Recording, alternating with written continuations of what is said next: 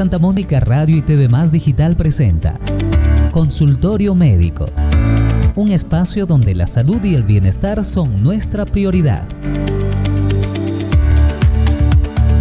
Exploraremos temas importantes de salud, responderemos a tus preguntas y te brindaremos consejos útiles para mantener un estilo de vida saludable. Únete a nosotros en Consultorio Médico. Llega el doctor Carlos Loaiza Palomino para hablar en Consultorio Médico. Doctor Carlos, y bienvenido como siempre. Jaime, un saludo para todos ustedes, es lindo estar con ustedes. Hoy hablamos de la resistencia bacteriana, cuando las bacterias cambian y los antibióticos dejan de funcionar. Así es, mira Jaime, hoy en día vivimos un mundo de competitividad, pero una competencia entre las bacterias y los antibióticos.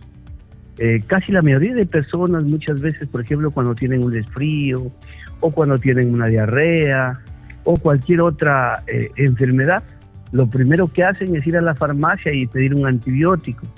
O es más, el mismo, digamos, la persona que está a cargo de esa botica o de esa farmacia les da el medicamento. Entonces, mira que en un proceso gripal, por ejemplo, la mayoría de infecciones a nivel del aparato respiratorio alto se da por presencia de virus, o los principales causantes son los virus, pero muchas veces el paciente empieza tomando antibióticos. Entonces, eso es lo que hace, por ejemplo, que una persona se vuelva resistente por el uso inadecuado de antibióticos.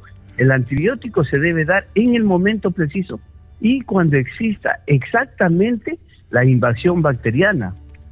Porque cuando uno habla de resistencia bacteriana, no es más que la capacidad que tienen algunas de estos seres, como las bacterias, que sobreviven y se multiplican a pesar de la acción del medicamento, de la acción del antibiótico. Entonces, las personas tomamos el antibiótico cuando el médico nos da la receta, pero hay que ver que ese antibiótico sea el correcto y sea el ideal para poder eliminar a estas bacterias. Claro, doctor, porque a veces, como usted decía, el automedicamento y sobre todo en las infecciones, pues ingerimos todo tipo, a veces la desesperación, no vemos la hora, a qué hora se corta tal o cual infección, un resfrío. Entonces, esta es la consecuencia que podemos llegar.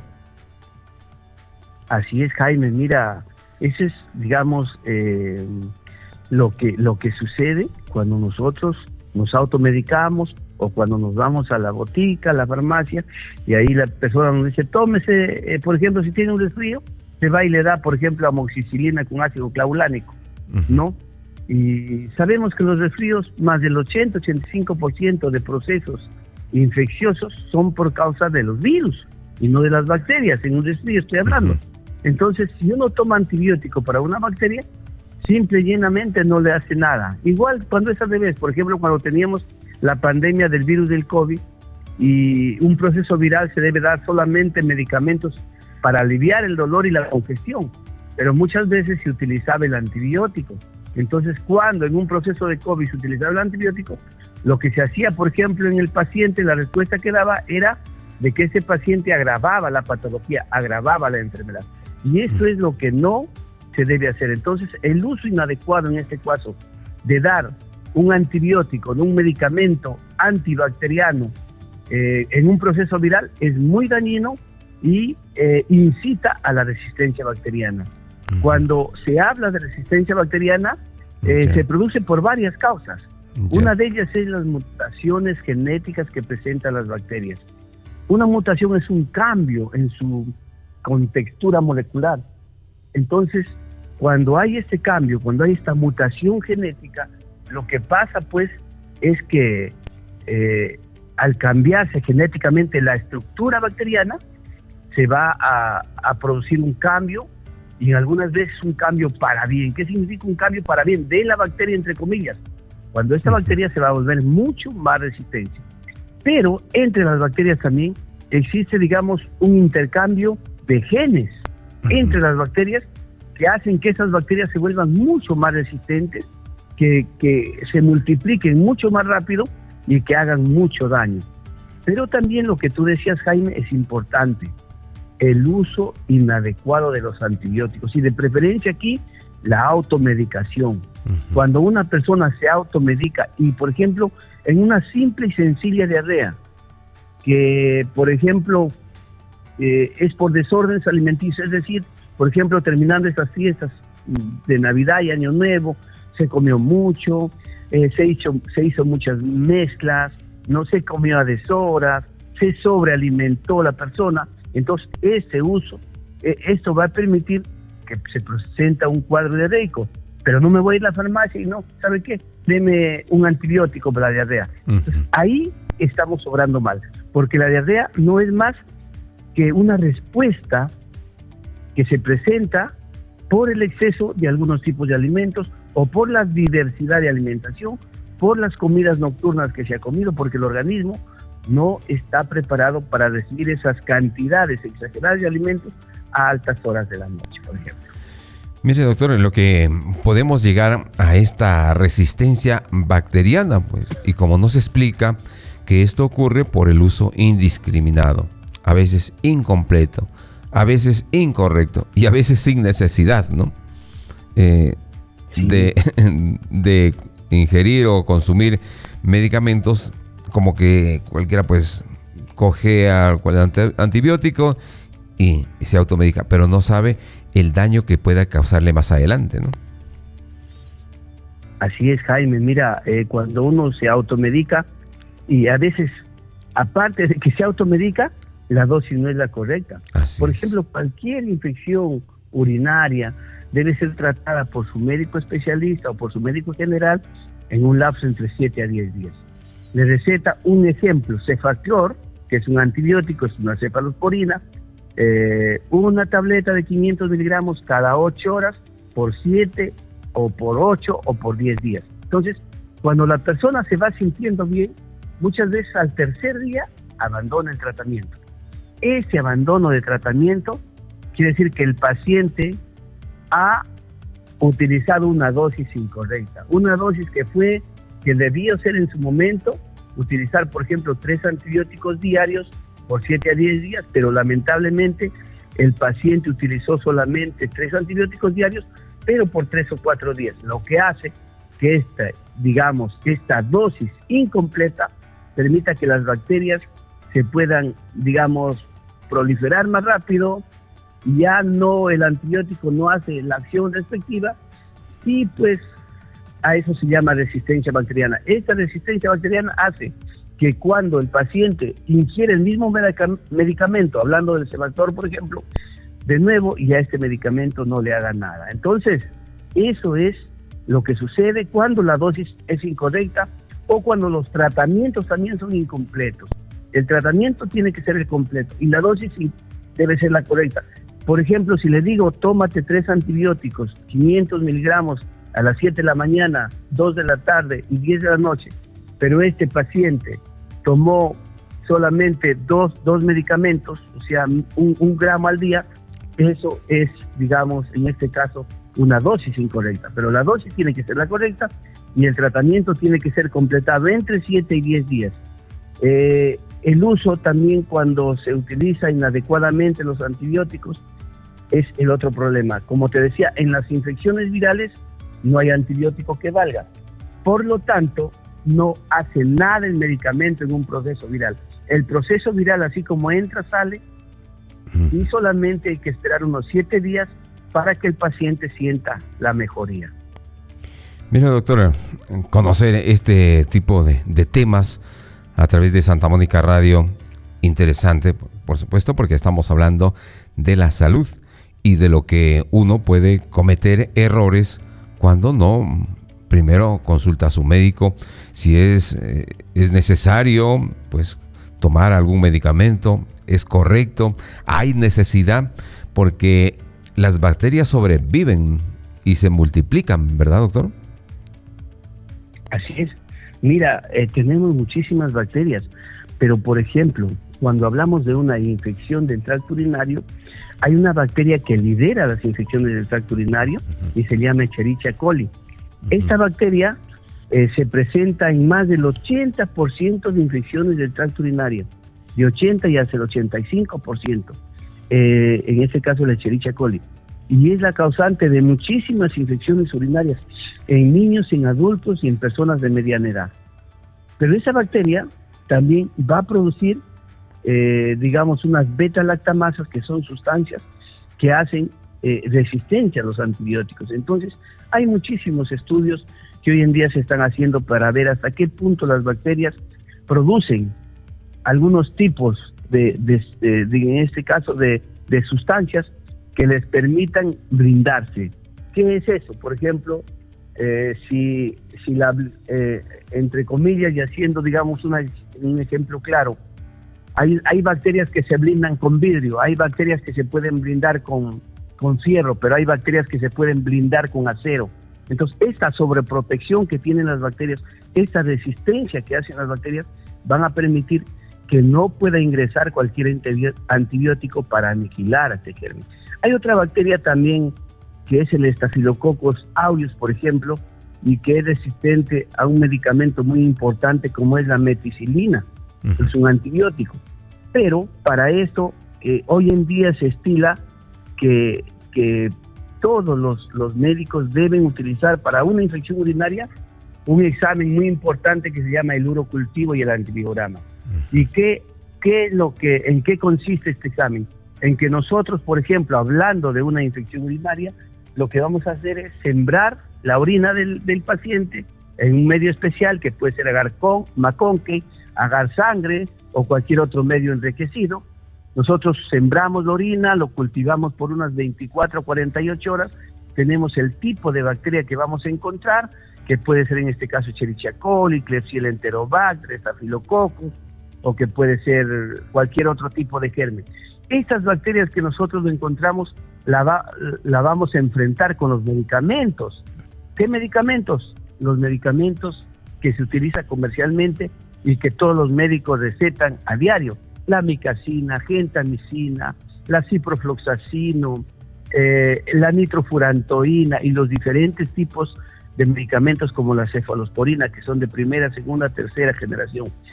Entonces, cuando nosotros ensayamos esto in vitro, es decir, fuera del cuerpo, haciendo reaccionar la bacteria con el medicamento, en 24 horas nosotros vamos a ver hasta qué punto esa bacteria o ese medicamento combate a determinada bacteria.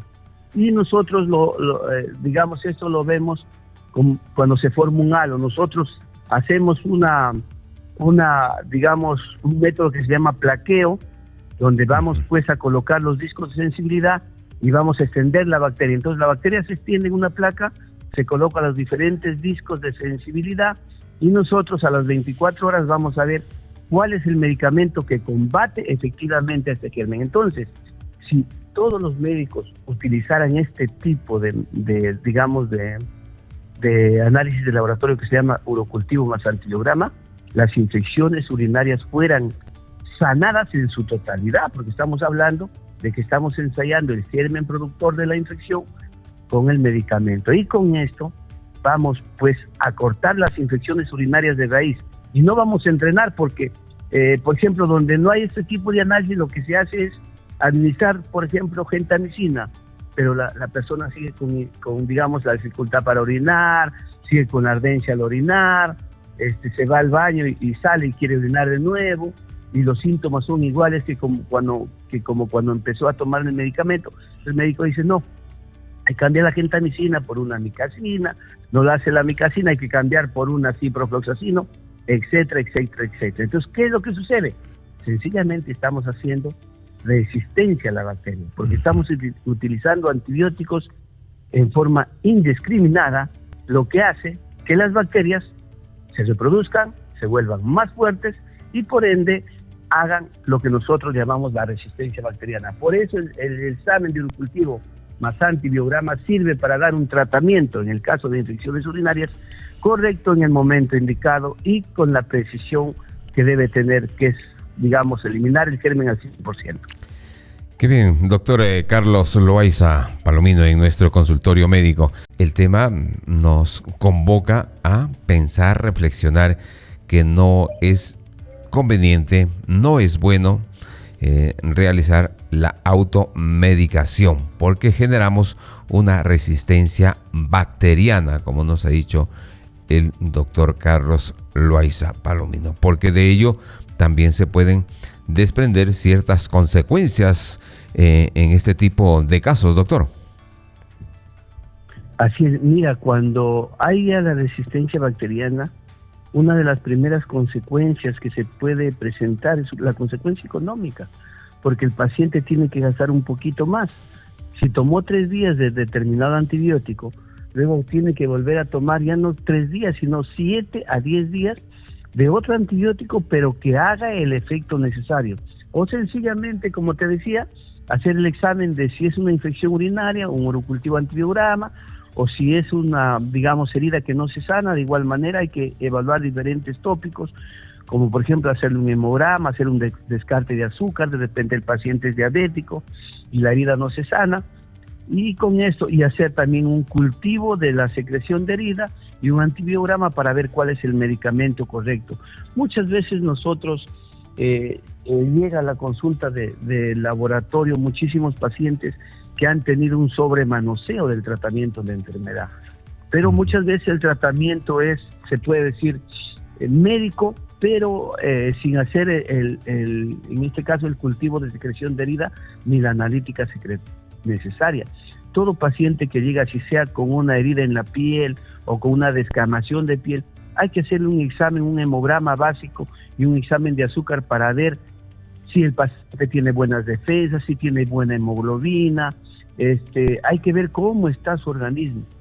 Entonces, con esta evaluación que nosotros hacemos, si se tratara de una herida que no se sana, evaluamos que el paciente tenga buenas defensas, de que el paciente tenga la calidad de hemoglobina necesaria, de que tenga la resistencia correcta, de que los análisis de transaminasas como son GOT, GPT, respondan en forma normal y natural para ver cuál es el medicamento que yo correctamente les pueda dar. Y con esto, con el cultivo en este caso y antibiograma del examen de secreción de herida, le damos el tratamiento correcto. Entonces, cuando eso se hace, sencillamente no vamos a tener la resistencia bacteriana. Entonces, una de las consecuencias sería también, digamos, cuando uno, digamos, ignora el tratamiento, ¿no? Entonces, el tratamiento debe ser el correcto.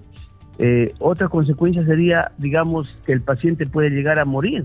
Por ejemplo, si tenemos un paciente con tuberculosis y el paciente abandonó el tratamiento y ya los medicamentos que le han dado ya no le hacen nada, entonces lo que nosotros tenemos que hacer es un cultivo del esputo, averiguar si sigue ahí el micobacterio en tuberculosis, luego enfrentar ese micobacterio con los diferentes antibióticos que son utilizados, en este caso, para el tratamiento de la tuberculosis, y con esto le vamos a dar al médico las herramientas correctas para saber que el medicamento es el que va a matar tal o cual enfermedad. Pero también, hablando de las consecuencias, es que también se van a presentar, digamos, la patología se va a presentar mucho más grave y mucho más prolongada. Entonces, cuando hay esa resistencia bacteriana, hay esta consecuencia de que la enfermedad se presente con mucho mayor, digamos, fuerza, y de que ya no dure pues la enfermedad 7 a 10 días, sino que se prolongue hasta 15 o 20 días. Eso es lo que hace, digamos, en este caso, la resistencia bacteriana. Y lo otro, de hecho, siempre que los costos van a aumentar, pues es lógico que si yo abandoné el tratamiento a los 3 días, tendría que iniciar a hacer otras pruebas especiales, como los cultivos, los antibiogramas. Aparte de eso, ya no voy a utilizar el medicamento que me dio mi médico, sino tengo que utilizar otro tipo de medicamento, y con esto sí se elevarían los costos. Entonces hay muchísimas consecuencias que se presentan tras saber, pues, en este caso, sobre la resistencia bacteriana. Mire, doctor, lo que usted nos ha explicado de que la resistencia a los antimicrobianos, vamos a decir, es una de las mayores amenazas también para nuestra salud, ¿no? O para la salud pública. ¿Y qué recomendaciones haría usted, doctor, en general, ¿no? Para quienes nos están escuchando y evitar este tipo de riesgos o de resistencias bacterianas? Mira, yo creo que la resistencia bacteriana, como tú decías, es una amenaza global, es una amenaza en todo el mundo. Pero gracias a Dios, aquí hay un aliado importante para poder combatirlo, o dos aliados importantes. Uno es el paciente, que tiene que actuar de la mejor manera. Está bien, hoy tenemos el internet y uno le pregunta a la inteligencia artificial qué medicamento debo tomar para tal enfermedad y te da. Pero eso no es. La inteligencia artificial es buena siempre y cuando nosotros también sepamos utilizarla, y con nuestra experiencia que tenemos puede ser una mixtura de conocimientos. Y esto sí hace, pues, da solución. Pero siempre el laboratorio clínico va a ser el arma fundamental para ayudar no solamente al diagnóstico, sino también a nosotros poder ver el control que se tiene que realizar este paciente. Porque, por ejemplo, si nosotros estamos tratando una infección urinaria, luego de que el médico da el medicamento correcto, nosotros a los 7 días de haber terminado el último medicamento, vamos a hacer el control. ¿Y qué es lo que esperamos en el control? Que no exista ningún tipo de germen ya, que la infección haya disminuido, y eso se hace con un conteo que nosotros hacemos, con una cuantificación del número de leucocitos, hablando de infecciones urinarias, que debe ser máximo 5, de 3 a 5.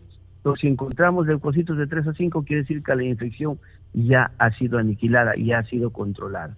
Y también se puede concluir de que el laboratorio también es una amenaza, digamos, una arma fundamental en la prevención. Y cuando se habla de prevención, es que nosotros que tenemos que utilizar los antibióticos solamente cuando el médico te lo da. Pero lo otro está en que hay que cumplir el tratamiento. Si el médico te dijo de 5 a 7 días, pues de 7 a 10 días, tienes que completar los 7 días, o te puede decir 8, o te puede decir 10, de acuerdo a la gravedad del caso, de acuerdo al peso del paciente también, porque no es solamente administrar un medicamento a una persona que pesa 50 kilos y a una persona que pesa 90 kilos. Entonces, yo tendría que subir la cantidad de miligramos, para ver que la persona que tiene 50 kilos puede recibir 1.5 gramos diarios de cefaclor, pero una persona que pesa 90 kilos ya no recibirá la misma dosis, sino de repente puede ser 2 o 2,5 gramos. Entonces, de acuerdo al peso es que se va a dar la cantidad de miligramos de la droga o del medicamento a utilizar. Lo otro es que hay que hacer siempre el control de las infecciones tras terminar el tratamiento. No hay que dejar una infección así. Una vez que el paciente termina el tratamiento, debemos controlarlo, que la infección haya sido cortada, y esto se hace a nivel de laboratorio con una prueba de laboratorio que permita saber que la infección ya no existe.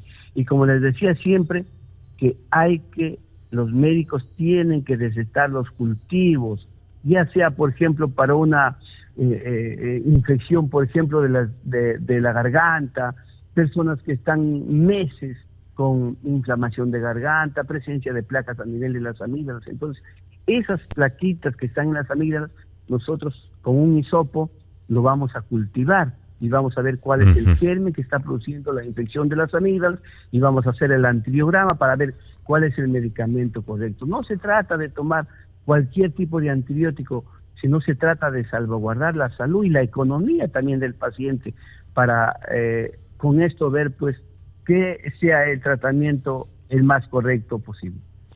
Doctor Carlos Loaiza Palomino, ha sido nuestro consultorio médico. Gracias, será hasta nuestro próximo programa.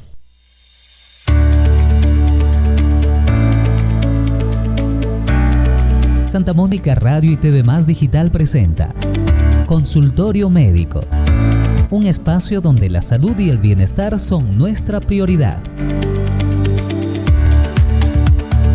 Exploraremos temas importantes de salud, responderemos a tus preguntas y te brindaremos consejos útiles para mantener un estilo de vida saludable. Únete a nosotros en Consultorio Médico